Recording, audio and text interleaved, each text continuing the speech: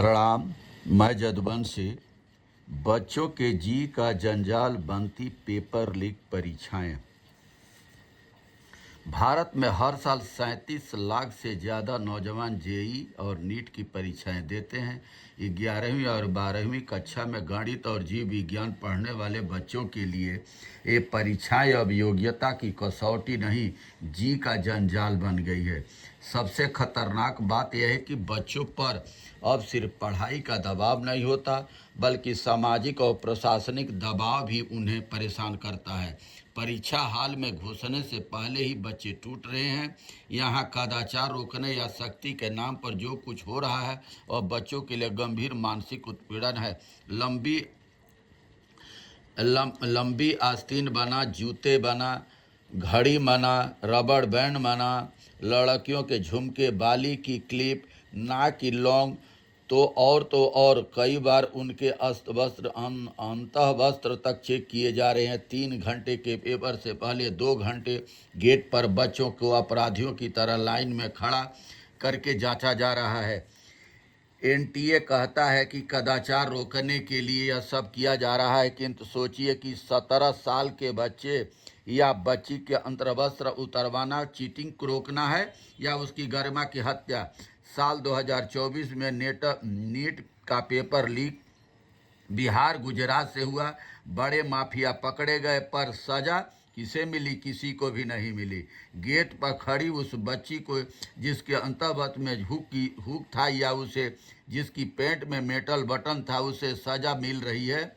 NEET 2024 में ही paper leak के आरोप उछले। 67 बच्चों को 720 में से 720 नंबर मिले। ग्रेस मार्क्स का घोटाला हुआ। एनटीए ने 1563 बच्चों को 20 से 70 नंबर का टाइम लॉस का ग्रेस दिया। सुप्रीम कोर्ट ने फटकार लगाई। फिर से परीक्षा हुई। सोचिए उस बच्चे का क्या जो बॉर्डर लाइन स्कोर पर था। पहले ग्रेस से चयन हुआ, फिर रीटेस्ट में बाहर। इस तरह सिस्टम ने 1 महीने में उसे 2 बार मारा। पेपर लीक एनटीए की अपनी कमजोरियों और गलतियों के कारण हुआ था, लेकिन उसकी सजा परीक्षार्थियों को आज भी मिल रही है। साफ है, इस पूरी व्यवस्था में बदलाव की गंभीर आवश्यकता है। साल में 3 बार नीट और 4 बार जेई की परीक्षा हो सकती है, जिनका बेस्ट स्कोर गिना जाना चाहिए। इसी तरह जांच के नाम पर बच्चों का उत्पीड़न और समय की बर्बादी को भी रोकना जरूरी है। बच्चों से जब परीक्षा फीस जमकर वसूली जा रही है, तो परीक्षा केंद्रों पर कदाचार रोकने की आधुनिक व्यवस्थाएं क्यों नहीं की जा सकती है? कहने का अर्थ यही है कि आज जिस तरह से परीक्षाएं आयोजित हो रही है, वह एंटी एग्जाम नहीं, एंटी गेट पर ही एग्जीक्यूशन है। क्या इसी तरह पेपर माफिया के साथ व्यवहार होता है? कदापि नहीं। यूपी पुलिस का पेपर लीक है। पेपर कराने वाला हिंदू सनातन उच्च वर्ग का, पेपर लीक करने वाला हिंदू सनातन वर्ग का। डबल इंजन की सरकार सनातन हिंदू धर्म की। क्या पेपर लीक करने वाला खुद बिगड़ा नहीं?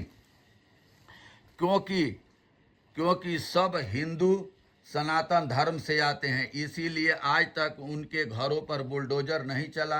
अगर बुलडोजर चल गया होता तो आज बच्चों को की भविष्य के साथ ये घटनाएं नहीं होती। आज दोष सरकार का नहीं, जनता का दोष है। जनता खुद निकम्मी, कायर, जाहिल हो चुकी है। सरकार खासकर नौजवान पीढ़ी। डॉक्टर राम मनोहर लोहिया जी कहते थे कि जब सड़कें सूनी हो जाएगी तो संसद आवारा हो जाएगी। आज जो सरकार है वो हर अनैतिक काम को बढ़ावा दे रही है, क्योंकि वे सनातन हिंदू है, इसीलिए उनके घरों पर बुलडोजर नहीं चल रहा है। क्यों?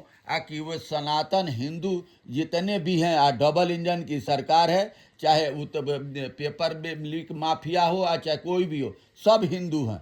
और इसीलिए चाहे यूपी पुलिस का पेपर लीक हुआ, उनको आज तक घरों पर बुलडोजर नहीं चला। और ये नीट का पेपर जो